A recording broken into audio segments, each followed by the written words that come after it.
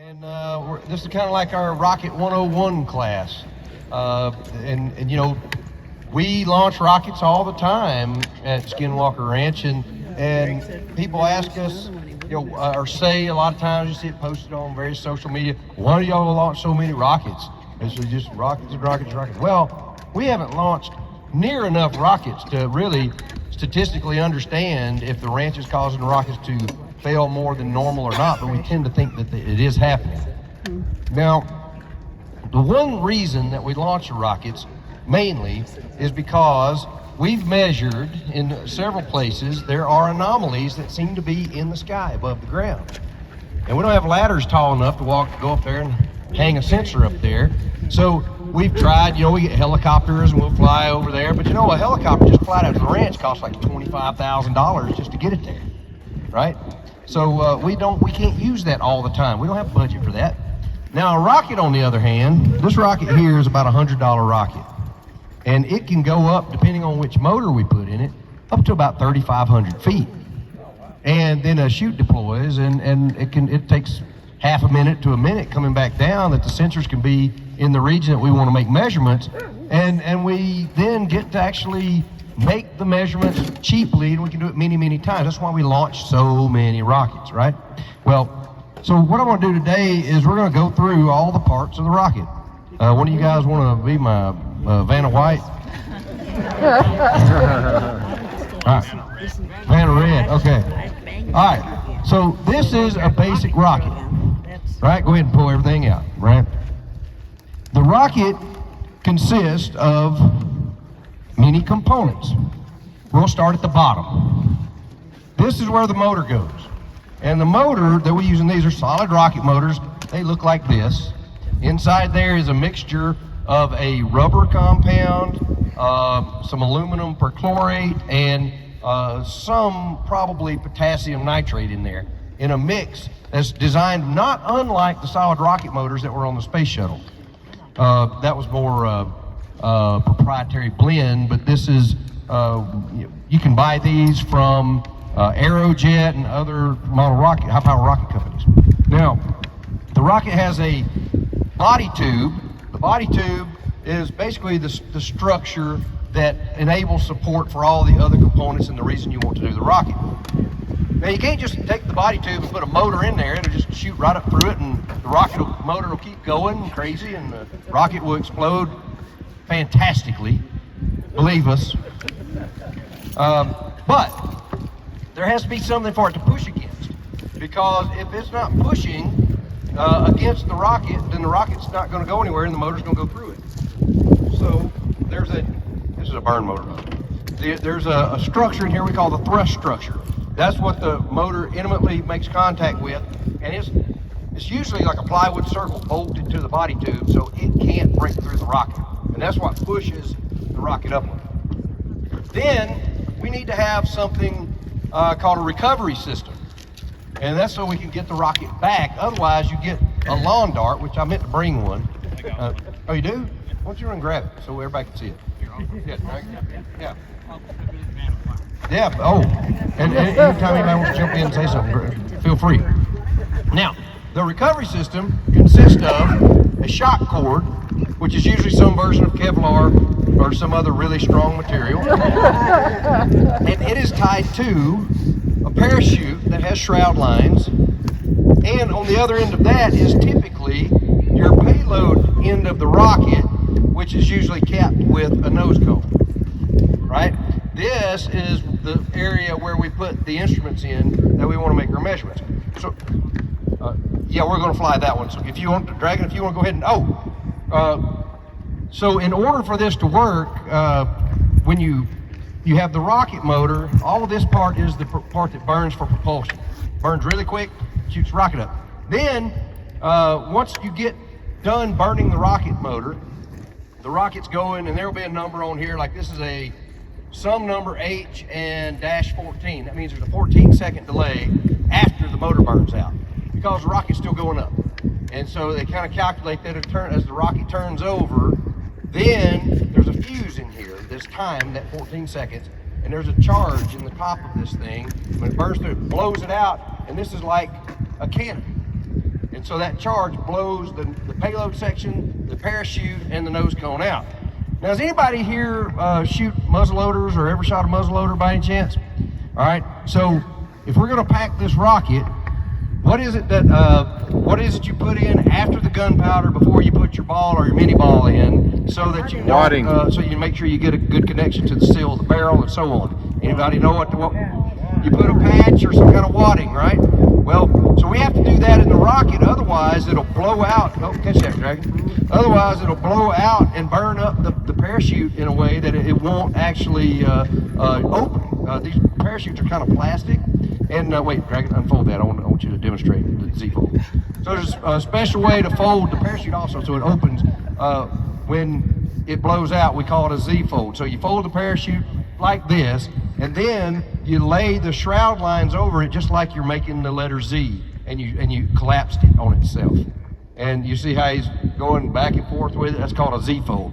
Then you'll put that down in there, but first I've got to put the wadding in. And this in the rocket community is, sometimes we use, really it's a patch of Kevlar blanket, fire retardant blanket, but what's more common and cheaper is what a lot of people call dog barf, because it looks like when your dog throws up on the carpet.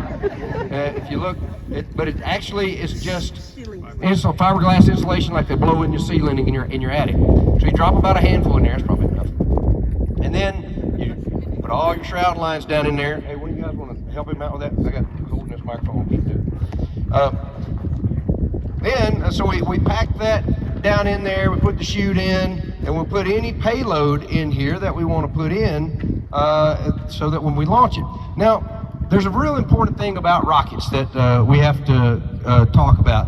A rocket, in order for it to fly, it's an upside down broom. Have any of you ever held a broom upside down in your hand and you have to balance it and you're like, I'm doing this right here to keep it from falling over, right? Well, that's called an upside down pendulum. And the reason why a rocket is that way is because for a rocket to be stable, the top has to be heavier than the bottom. It has to be top heavy. So we say the center of gravity is higher than the center of pressure. The fins, once it gets going at speed, has pressure against it. The air flies by the fins and it pushes the rocket. It's the part that's your hand doing this to hold the broom up. So the rocket's always top heavy, so it's trying to fall like this. Well, the air pressure against the fins pushes it back the other way, and it keeps the rocket stable. Now, in the Revolutionary War, there was a guy named Congreve.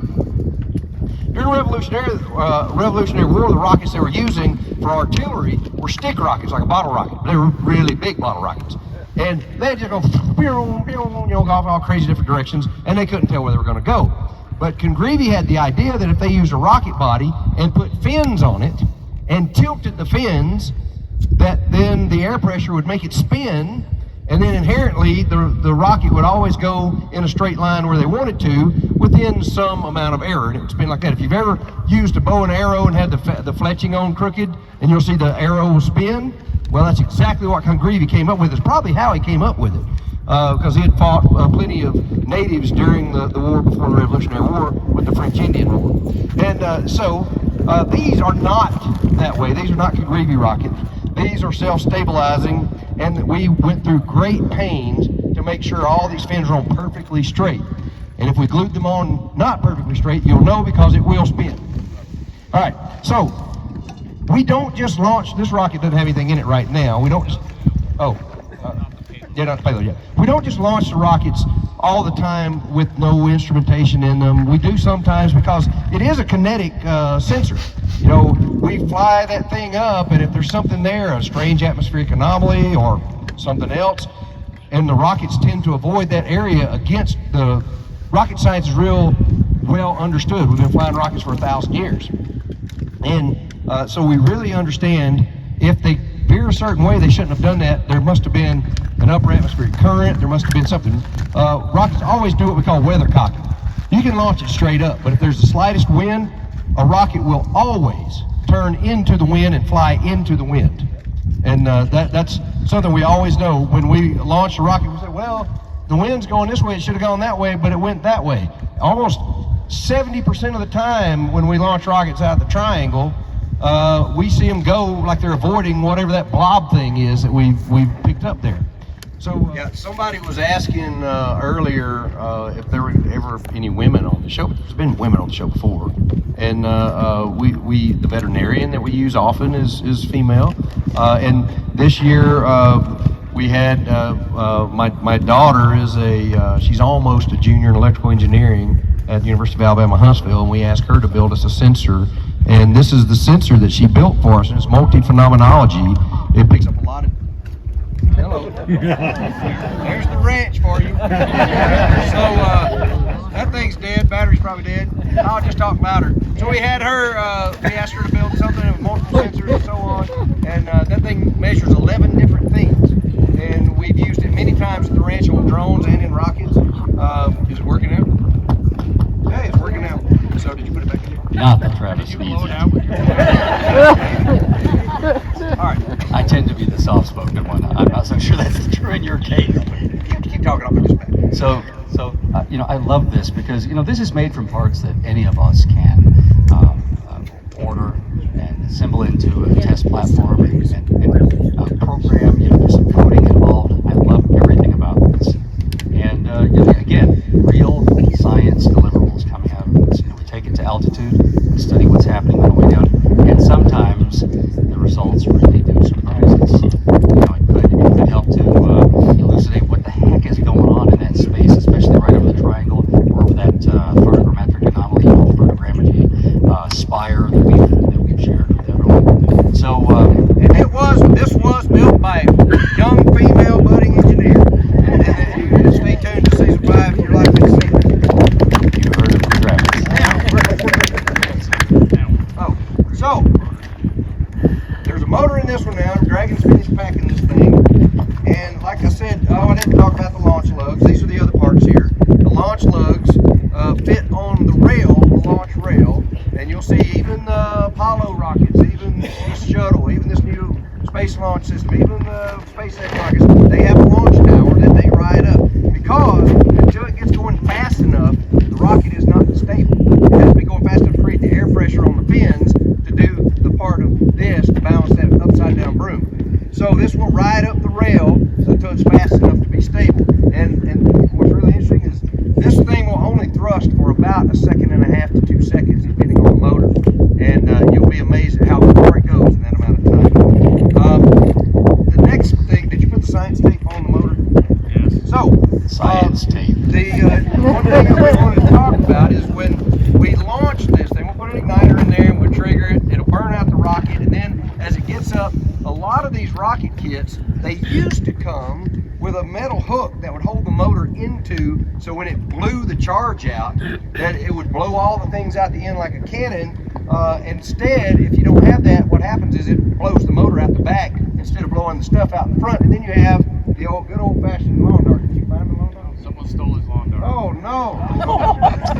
So, at any rate, we have plenty of lawn darts, and I'm sure you've seen us crash some on the show. But anyway, so we use something better than that little thrust structure, rocket structure hook. We call it science tape. And so we put pieces of science tape on the motor to hold it there. Now, then comes the payload aspect of this. We want to launch with a payload at all times, just until we get more out of each rocket launch. We don't always do it, but we prefer. Did you put one of the big motors or the little motor? Okay. So, what we're going to do today for a payload is if you have something that you would like to bring up and put inside here, you can bring it up, make sure you know how to determine it's yours, because everybody's going to drop stuff down in here, and then we're going to launch it, and assuming we get the rocket back, get it back, you'll have something that was launched into the sky. Travis, do I understand that we're preparing for 3 launches here? Well, maybe more, who knows? Okay. I don't know. All right, so if you got something you want to put in here, bring it, and if we run out of room in this launch, we'll put it in the next launch. No matter how big it is. What is it? A rock. It's okay, depending on how big it is. If you know how to find it's yours, drop it in. There you go. Yep, drop it in if you know how to determine it's yours. Make sure you can decide if it's yours or not. Golden flyer, how about that? It'll be the first time on the flyers has been off the rocket. I'll tell Giorgio. Oh yeah, hey, Travis, guitar picks. I bet guitar picks are perfect. That'd be fun. Can I go get one quick? One what? Guitar pick. Sure, we're gonna launch the 3 rockets. Business card. Yeah, drop it in. Yeah, it'll fit. Drop it in. I would put in a rocket. That's exactly. Excuse me. Oh, wow. Oh, wow. What does that imply? So, this tape is amazing. It's easy to tear, it sticks to anything, and the camera crew uses, professionally used by cameramen and people on the film crews. It's called gaff tape. It doesn't leave residue behind when they pull the tape off, and it will come off pretty good when you want it to come off, but it doesn't come off if you don't want it to. It's really like magic, right? And they'll tape GoPros on the helicopter or whatever with this stuff, but we can't call it gaff tape. That's a brand name, and we've been using it for science purposes. So from now on, as far as I'm concerned, this is science tape. We ready? We're gonna launch this thing. Fire it up. Yeah, the ones for the sound people. Oh, like Reservoir Dogs right there. Coming here,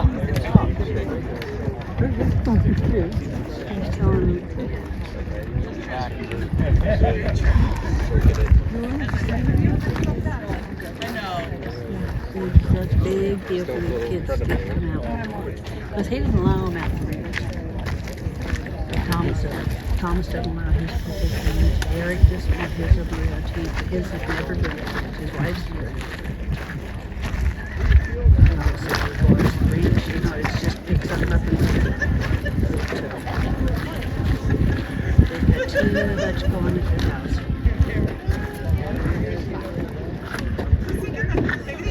These kids are so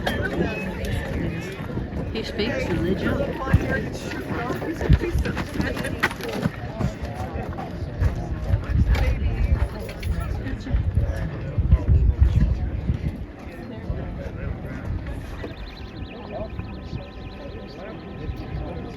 You know, I had all of our helpers out there behind the chairs. And they told us to move them all over here because the wind is blowing. Afraid they did a car.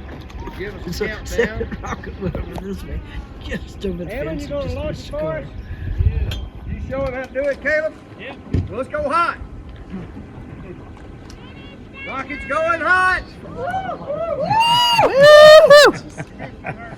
We're not sure about the winds aloft. We'll see where this one ends up. 5, 4, 3, 2, 1.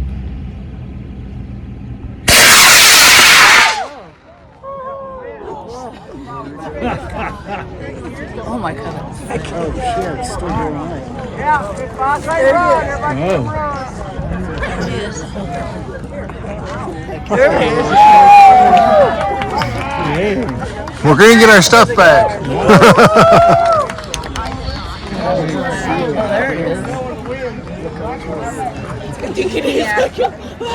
Do not try and catch it if it comes close.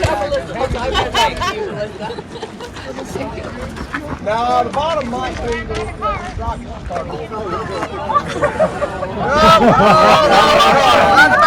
Oh no.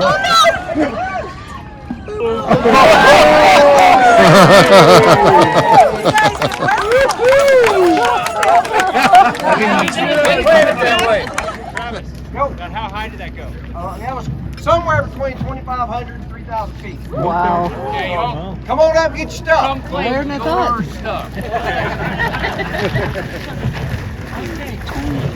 Your stuff has now been launched in a Skinwalker Ranch Rocket.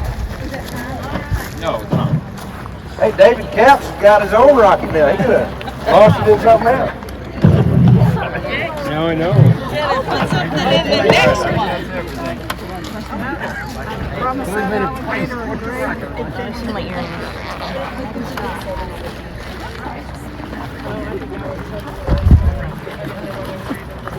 So what y'all think? Y'all want to launch another one? Oh, yeah. That's what I always say. The biggest rocket I ever built that was like, you know, a personal rocket, not like for work or something. A good friend of mine, Tim Pickens, who was one of the guys who built the rocket motor on Spaceship One. He lived there in Huntsville too. He and I built a big rocket motor that was about the same size as the one on Spaceship One, and we mounted it in the back of a Chevrolet Silverado. The motor was about this big around and about that long, and it was made out of asphalt. Hang on just 1 second. Let him tell the story. Made out of asphalt. And we flowed nitrous oxide through it, and we controlled the throttle of the nitrous oxide with a PlayStation controller. Nice. He sat in the passenger seat and ran the rocket motor, and I drove the truck. And we took it to the local drag strip, and we beat everybody. Really? No, I would never guess. Eric, how did he sound like? What's that? How did he sound like? Who's that? How was what was Travis's response? Oh, I'm not saying that. He's like, oh man, I was expecting to see some glowing green shit or this. I don't know. What else is acting all about? That was, gosh. It didn't have to go down like that. All right, and also in season 1, now Dre got me confused.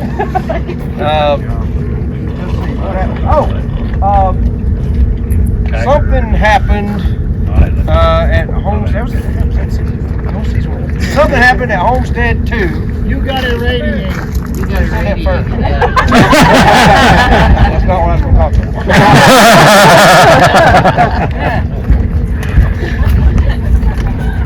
I'm that shit crazy. That's what I was looking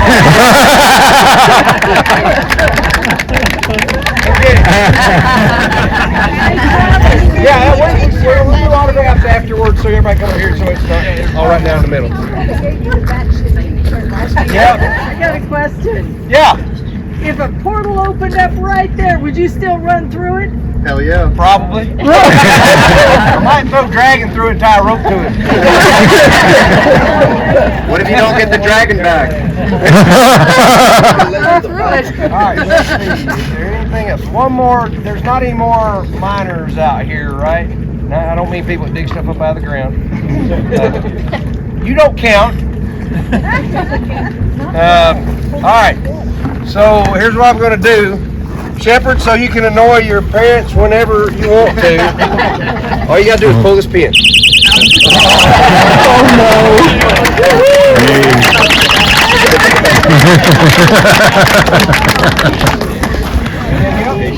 As binding the drum All right, any other questions?